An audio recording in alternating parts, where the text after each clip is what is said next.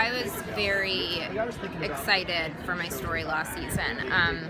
You know, and season 1 we had to keep me much more like hidden for the reveal, and once that came out, then it was kind of like the doors could open to her. And it was amazing and such a challenge as an actress, all of the stuff that they gave me to do, and it was really fun and a lot of hard work, and I'm very excited for this season as well.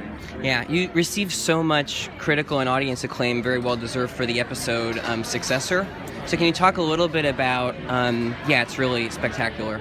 Can you talk a little bit about how you approached that episode, not just from kind of Darlene's desperation, but also how she grapples with the moral ambiguity of what she's done? Yeah, that, you know, the scene with Susan Jacobs was probably like my favorite scene I've ever done in my life, and the one that I was like most excited about. And, you know, I think that Bryan Cranston said this the other day, I read, about, like, you know, not being able to play a character you don't have sympathy for. Right. And it's so funny because I get so defensive of her, where I'm like, she's not a sociopath. And, you know, I think that she has been put in a position where there's kind of nothing left to lose, and balls to the wall, like all out.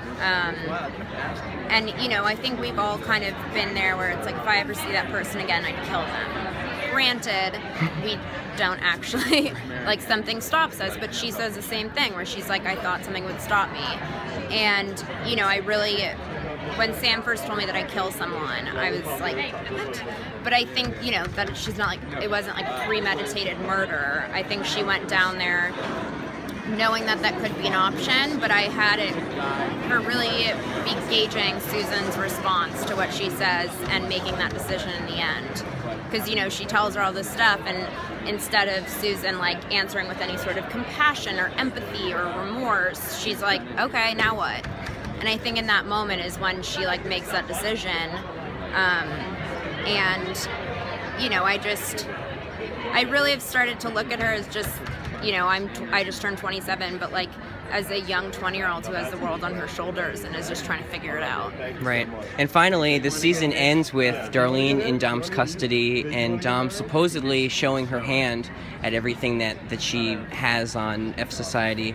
Can you tease anything about where Darlene is at the beginning of season 3 and what her arc looks like? She is not in a good place.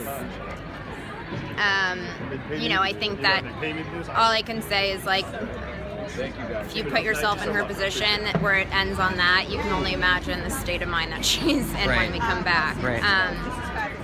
But yeah, so she's now just dealing with the aftermath of being caught. Well, thank you so much, and really enjoy award season. Best of luck. Thank you.